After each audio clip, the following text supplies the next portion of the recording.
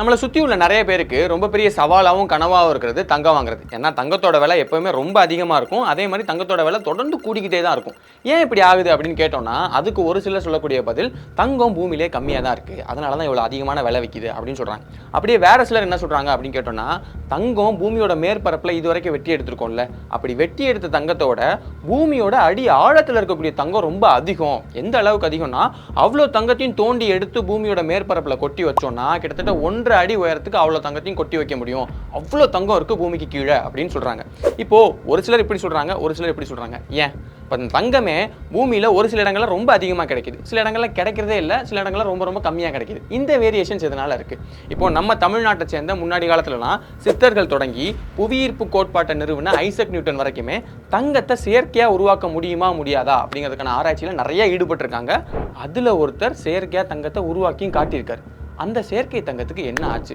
ஒரு சிலர் என்ன சொல்றாங்கன்னா, தங்கம் பூமியோடதே கிடையாது, வேற ஒரு இடத்துல இருந்து வந்துச்சு அப்படின்லாம் கூட சொல்றாங்க. இப்போ தங்கத்தோட விலை எப்படி அதிகமாயிட்டே போகுதோ அதே மாதிரி இந்த தங்கத்தை சுற்றி இருக்கக்கூடிய கேள்விகளும் அதை சுற்றி இருக்கக்கூடிய மிஸ்ட்ரீஸுமே ரொம்ப அதிகமாக இருக்கு. அதனால அந்த விஷயங்கள் எல்லாத்தையும் பற்றி தான் இன்னைக்கு நம்ம ஸ்ட்ரீட் வீடியோவில் பார்க்க போறோம்.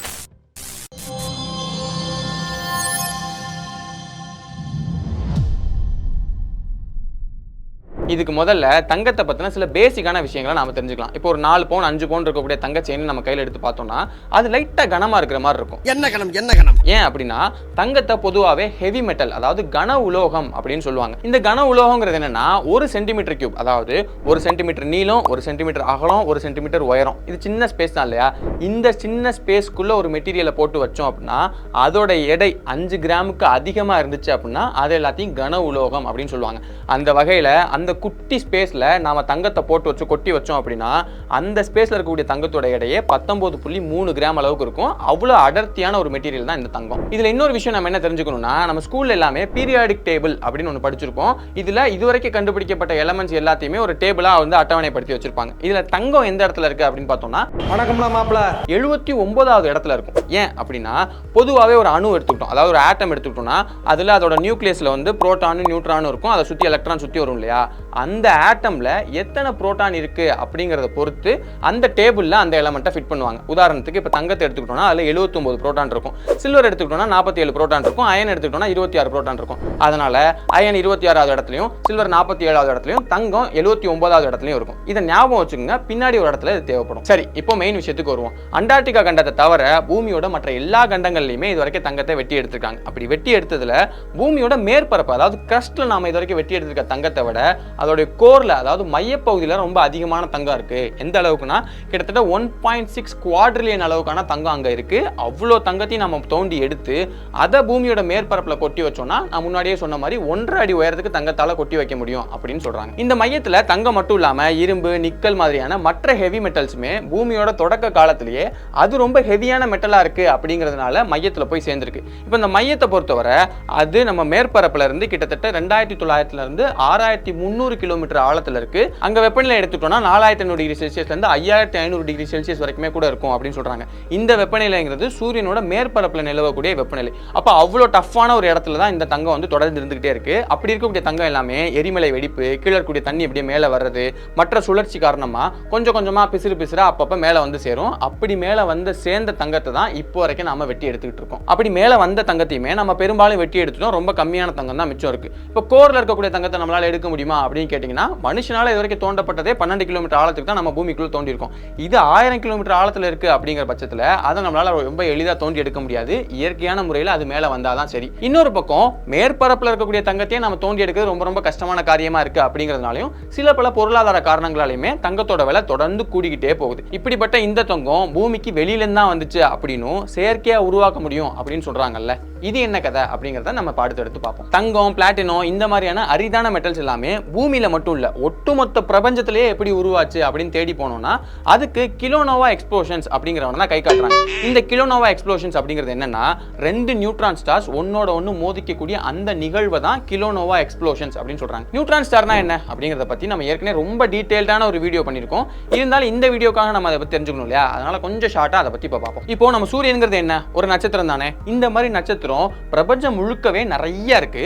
அந்த நட்சத்திரங்களுக்குள்ள ஹைட்ரஜன் அணுக்கள் இருக்கும். இந்த ஹைட்ரஜன் அணுக்கள் எல்லாமே ஒன்னா சேர்ந்து ஹீலியமா மாறும். அப்படி சேரக்கூடிய நேரத்துல பெரிய ஆற்றல் ஒன்று வெளிப்படும். அந்த ஆற்றல் தான் அந்த நட்சத்திரத்தை ஸ்டேபிளா இருக்க வச்சுக்கும். இப்போ அந்த ஹைட்ரஜன் எல்லாம் ஒன்னா சேர்ந்து ஹீலியமா மாறும்னு பார்த்தோம் இல்லையா? ஒரு கட்டத்துல என்ன ஆகும்னா அந்த ஹைட்ரஜன் எல்லாமே காலி ஆயிடும், ஹீலியம் மட்டும் தான் இருக்கும். இப்போ ஹீலியம் எல்லாம் ஒன்னா சேர்ந்து அது கார்பனா மாற ஆரம்பிக்கும். அதுக்கப்புறம் அந்த ப்ராசஸ் தொடர்ந்து நடந்துகிட்டே இருக்கும். ஒரு கட்டத்துல ஹீலியம் எல்லாம் காலி ஆயிடும். அப்புறம் கார்பன் எல்லாம் ஒன்னா சேர்ந்து ஆக்சிஜன் ஆகும்.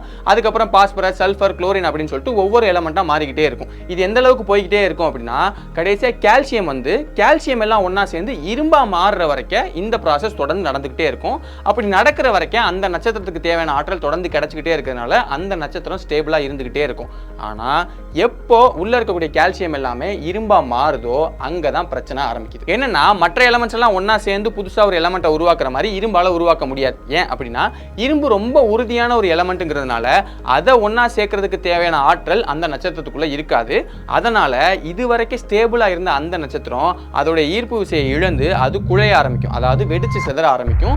இதுக்கு தான் சூப்பர் நோவா எக்ஸ்ப்ளோஷன் அப்படின்னு பேர். இதுல வெளிப்புற பகுதி தான் வெடிச்சு சிதறுமே தவிர அதோடைய கோர் இருக்குள்ள அந்த மையம் அது எல்லாமே அதிகமான அழுத்தத்தால அப்படியே கொஞ்சம் கொஞ்சமா சுருங்க ஆரம்பிக்கும். சுருங்கி ரொம்ப சின்னதாயிரும். எவ்வளவு சின்னதுன்னா அதோட சைஸே வெறும் 20 கிலோமீட்டர் மட்டுமே இருக்கிற மாதிரி சின்னதாயிரும். ஒரு காலத்துல ரொம்ப பெருசா இருந்தது, ஒரு கட்டத்துக்கு மேல ரொம்ப ரொம்ப சின்னதா வெறும் 20 கிலோமீட்டர் மட்டுமே இருக்கிற மாதிரியான சைஸுக்கு அது மாறிடும். இப்படி அதிகமான அழுத்தத்தால அது சுருங்கும் போது அதுக்குள்ள இருந்த அந்த எலக்ட்ரானும் புரோட்டானும் நியூட்ரானா மாறிடும்.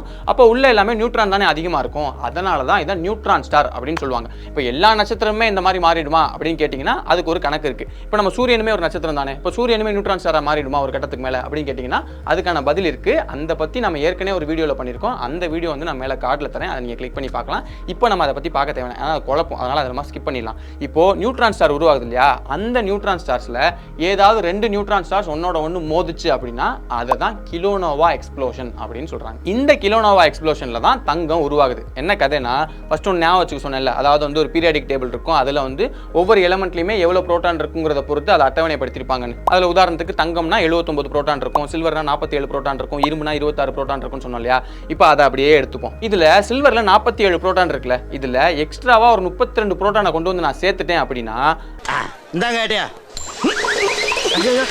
அந்த சில்வர்ங்கிறது தங்கமா மாறிடும். ஏன்னா அதுல புரோட்டான் 79 வந்துச்சுல. அதே மாதிரி தங்கத்துல ஒரு 79 புரோட்டான் இருக்குல்ல, அதுல ஒரு 32 புரோட்டானை என்னால வெளியே எடுக்க முடிஞ்சிச்சு அப்படின்னா அது 47 புரோட்டான் கொண்ட ஒரு சில்வரா மாறிடும். ரொம்ப ரொம்ப சிம்பிள். ஆனா கேட்குற அளவுக்கு இது நட்சத்திரம் சிம்பிள் கிடையாது. ஏன்னா ஒரு அணுக்கருல இருந்து ஒரு புரோட்டானை வெளியே எடுக்கிறதுக்கோ இல்லை அதில் எக்ஸ்ட்ராவா சேர்க்கறதுக்கோ ரொம்ப ரொம்ப அதிகப்படியான ஆற்றல் தேவை. அவ்வளோ அதிகப்படியான ஆற்றல் சும்மாலாம் எங்கேயும் கிடைக்காது. அது கிலோனோவா எக்ஸ்ப்ளோஷன்ஸ்ல தான் கிடைக்கும். ஏன்னா கிலோனோவா எக்ஸ்ப்ளோஷன்ஸ் பொறுத்தவரை, அதாவது 2 நியூட்ரான் ஸ்டார் ஒன்னா மோதும் போது அதுல வெளிப்படக்கூடிய ஆற்றல் மூலமா அதிகமான வெப்பமும் கதிர்வீச்சும் வெளிப்படும். கூடவே இதுல ஆர் ப்ராசஸ், அதாவது ரேபிட் கேப்சர் ப்ராசஸ் அப்படின்னு ஒன்று நடக்கும். இந்த ப்ராசஸ்ல நியூட்ரான் ஸ்டார்ல இருக்கக்கூடிய நியூட்ரான் எல்லாமே புரோட்டான்ஸா மாறும். அப்படி மாறும்போது ஒரு அணுக்கருவுல எவ்வளவு புரோட்டான்ஸ் வந்து சேருதோ அதை பொறுத்து அந்த தனிமம் உருவாயிரும். என்னன்னா ஒரு அணுக்கருவுல 79 புரோட்டான்ஸ் ஒன்னா சேர்ந்துச்சுன்னா அது தங்கம், 26 புரோட்டான்ஸ் ஒன்னா சேர்ந்துச்சுன்னா அது இரும்பு. இப்படிதான் அரிய வகை எலமெண்ட்ஸ் எல்லாமே கிலோனோவா எக்ஸ்ப்ளோஷன்ஸ் அப்போ உருவாயிருக்கு. இது எல்லாமே உருவாயிடுச்சு. சரி, இது பூமிக்கு எப்படி வந்து சேர்ந்துச்சு அப்படின்னு கேட்டோம்னா, இப்போ இந்த கிலோனோவா எக்ஸ்ப்ளோஷன் அப்போ என்ன ஆகும் அப்படின்னா இது எல்லாமே தூசி படலங்களா அப்படியே பிரபஞ்சம் முழுக்க பரவி அப்படியே போயிட்டே இருக்கும். அப்படி போயிட்டு இருக்கக்கூடிய அந்த தூசி படலத்தை தான் நெபுலா அப்படின்னு சொல்லுவாங்க. இந்த நெபுலா இருக்கக்கூடிய அந்த தூசி படலங்கள் எல்லாம் தான் காலப்போக்கில் பல கோடி ஆண்டுகள் ஆக ஆக ஆக அது கொஞ்சம் கொஞ்சமா ஒன்னா சேர ஆரம்பிச்சு அதுதான் இப்ப இருக்கக்கூடிய நட்சத்திரங்களாகவும் இப்ப இருக்கக்கூடிய பூமியாகவும் இப்ப இருக்கக்கூடிய சூரியனாகவும் மாறுது. இப்போ அந்த தூசி மண்டலத்துல இருந்தா இந்த பூமி உருவாயிருக்கு அப்படிங்கிறதுனால தான் அந்த தூசியில் இருக்கக்கூடிய அந்த அரிய வகை எலமெண்ட்ஸ் எல்லாமே ஒன்னா சேர்ந்து பூமியோட மையத்துல சேர்ந்துருக்கு. அது ஏன் மையப்பகுதியில் போய் சேர்ந்துச்சு அப்படின்னா பூமி அதோடைய தோற்ற காலத்துல இப்ப இருக்கிற மாதிரியான ஒரு உறுதியான சர்ஃபேஸா இல்லாம அப்ப கொஞ்சம் வளவள கோலங்கிற மாதிரியான சர்ஃபேஸ் தான் இருந்திருக்கு. அதனாலதான் அடர்த்தியான மெட்டல்ஸான இந்த எலமெண்ட்ஸ் எல்லாமே கொஞ்சம் கொஞ்சமா பூமியோட மையத்துக்கு போய் சேர்ந்திருக்கு. அப்படி போன தங்கம் எல்லாம் தான் நம்ம முன்னாடி பார்த்த மாதிரியே எரிமலை வெடிப்பு, தண்ணி கீழே மேலே வருது, இந்த மாதிரியான காரணங்களால கொஞ்சம் கொஞ்சமா மேலே நம்ம கிடைச்சிருக்கு. அது எல்லாத்தையும் தான் நம்ம பல ஆயிரங்கள் கொடுத்து வாங்கி மேலே போட்டுக்கிட்டு ஜிகுன்னு சுத்திட்டு இருக்கோம். இந்த கிலோனோவா எக்ஸ்ப்ளோஷன்ஸ் போக இன்னொரு முறையிலையும் பூமிக்கு தங்கம் வந்து சேர்ந்துருக்கலாம் அப்படின்னு சொல்றாங்க. அது என்னன்னா பூமியோட தோற்ற காலத்துல ஏதாவது வந்து ஒரு ஆஸ்ட்ராய்டு, அதாவது விண்கல் வந்து பூமி மேல மோதிருக்கலாம். அந்த விண்கல்ல தங்கத்துடைய அளவு அதிகமா இருந்து அது மூலமா பூமிக்கு வந்து தங்கம் சேர்ந்துருக்கலாம் அப்படின்னு இன்னொரு ஹைபோதசிஸ் சொல்றாங்க. இப்போ கிலோனோவா எக்ஸ்ப்ளோஷன்ஸ் மூலமா தங்கம் வந்து சேர்ந்துச்சுன்னு சொன்னோம் இல்லையா, அதுக்கான ப்ரூஃப் எல்லாமே இருக்கு, எவிடன்ஸ் எல்லாமே இருக்கு. ஆனா இந்த ஆஸ்ட்ராய்டு வந்து மோதினதுக்கான அதுக்கான ப்ரூஃப் எல்லாமே நமக்கு கிடையாது. அது ஒரு ஹைப்போதீசிஸ் தான் இருக்கு அப்படிங்கறனால அது சம்பந்தப்பட்ட ஆராய்ச்சிகள் எல்லாமே தொடர்ந்து நடந்துட்டு தான் இருக்கு. சரி, இப்போ கடைசி விஷயம், தங்கத்தை செயற்கையா உருவாக்க முடியுமா முடியாதா இந்த விஷயத்தை பத்தி பார்ப்போம். என்னன்னா, நான் ஆரம்பத்திலே சொன்ன மாதிரி தான் தமிழ்நாட்டில் சித்தர்கள் தொடங்கி ஐசக் நியூட்டன் வரைக்குமே இவங்க தங்கத்தை செயற்கையா உருவாக்க முடியுமா முடியாதா அப்படிங்கிறதுக்கான நிறைய ஆய்வுகளும் ஆராய்ச்சிகளும் நடந்திருக்கு. ஏன் அப்படின்னா, இப்போ மட்டும் இல்ல, அப்பயுமே தங்கம் வந்து ரொம்ப விலை மதிப்பில்லாத ஒரு ரொம்ப ஆச்சரியமான ஒரு எலமெண்டா தான் பார்த்திருக்காங்க. ரொம்ப கிடைக்கிறது கஷ்டமான ஒரு எலமெண்டாவும் இருந்திருக்கு. இது போக அவங்க இந்த தங்கத்தை பெர்ஃபெக்ட் எலமெண்ட், அதாவது இதுதான் உலகத்தோட பெர்ஃபெக்ட் எலமெண்ட் அப்படிங்கிற மாதிரி நிறைய பேர் பார்த்திருக்காங்க. இப்போ வரலாறு முழுக்கவே நீங்க நிஜ சம்பவங்கள் எடுத்துக்கிட்டீங்கனாலும் சரி, இல்லைன்னா கதைகள் புனைவுகள் எடுத்துக்கிட்டீங்கனாலுமே சரி, ரசவாதிகள் வேற வேற கெமிக்கல்ஸ் மூலமா இந்த தங்கத்தை கண்டுபிடிக்கிறதுக்கான ஆய்வுகளை தொடர்ந்து நடத்திக்கிட்டே தான் இருந்திருக்காங்க. இது பெரிய விஷயமாவே அப்ப இருந்துட்டே தான் இருந்திருக்கு. ஆனா யாராலையுமே அந்த காலகட்டத்தில் தங்கத்தை செயற்கையா உருவாக்க முடியல. அப்படி உருவாக்குனதுக்கான எவிடன்ஸோ சான்றோ இப்போ வரைக்குமே எதுவுமே இல்லை. ஏன் அப்படின்னா, நம்ம முன்னாடியே சொன்ன மாதிரி தான், ஒரு ஆட்டம்ல இருக்கக்கூடிய புரோட்டானோட எண்ணிக்கையை கூட்டுறதோ குறைக்கிறதோ ரொம்ப ரொம்ப ஈஸியான விஷயம் கிடையாது. ரொம்ப ரொம்ப அதிகமான ஆற்றல் தேவைப்படும். அப்படிங்கிறதுனால முன்னாடி காலங்களில் யாராலையும் அதை செய்ய முடியல. ஆனா 1924 ஒருத்தர் அதை செஞ்சு காமிச்சார். ஜப்பான் நாட்டை சேர்ந்த பிசிசிஸ்ட் ஹண்டாரா நாகோவோகா அப்படிங்கிறவர் நியூக்ளியர் டிரான்ஸ்மிட்டேஷன் அப்படிங்கிற ப்ராசஸ் மூலமா பாதரசம், அதாவது மெர்க்குரியில பாம் வச்சு வெடிக்க வச்சு அதில் இருக்கக்கூடிய புரோட்டானோட எண்ணிக்கையை குறைச்சிருக்காரு. அதாவது மெர்க்குரியை பொறுத்த வரைக்கும் அதில் 80 புரோட்டான் இருக்கும், அதை 79 குறைச்சு அவர் தங்கத்துகள்களை உருவாக்கியிருக்காரு. அதாவது செயற்கை தங்கத்தை அவர் உருவாக்கி காமிச்சிருக்காரு. ஆனால் அங்கே என்ன பிரச்சனை ஆயிருக்குன்னா, அவர் செயற்கை தங்கத்தை உருவாக்குனதுக்கான செலவுங்கிறது இயற்கையாக நம்ம தங்கத்தை தோண்டி எடுக்கணும் இல்லையா, அதுக்கு ஆகிற செலவோட ரொம்ப ரொம்ப அதிகமாக இருக்குது. அதனால் அதை அப்படியே கைவிட்டுட்டாங்க. என்னென்னா, செயற்கை தங்கத்தை எடுக்கிறத அப்பயே கைவிட்டுட்டாங்க. அதுக்கப்புறமா இப்போ வரைக்குமே செயற்கை தங்கத்தை ரொம்ப கம்மியான விலையில் உருவாக்குனதுக்கான எந்த விதமான ப்ரூஃபோ இல்லை எவிடன்ஸோ எங்கேயுமே இல்லை. மேபி எங்கேயாவது ஒரு சயின்டிஸ்ட்டோ இல்லை ஒரு ஃபிசிசிஸ்ட்டோ எங்கேயாவது ஒரு லேபில் அவரோட வீட்டு லேப்லையோ எங்கேயோ உட்காந்து செயற்கை தங்கத்தை உருவாக்குறதுக்கான ஏதாவது ஆராய்ச்சியில் ஈடுபட்டிருக்கலாம். பட் செயற்கை தங்கத்தை உருவாக்கிட்டேன் அப்படின்னு சொல்லிட்டு அதுக்கப்புறமா யாரும் பெருசாக எதுவுமே சொல்லலை.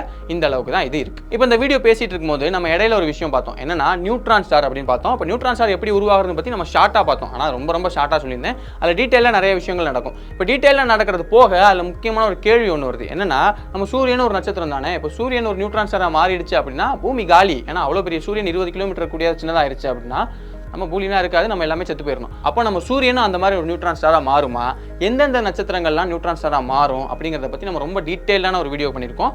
அந்த வீடியோக்கான கார்டு நான் உங்களுக்கு சைடில் தரேன். அதை நீங்கள் கிளிக் பண்ணிங்கன்னா அந்த வீடியோவை பார்க்கலாம். இன்னொரு நாள் இன்னொரு வீடியோவில் சந்திக்கிறேன்.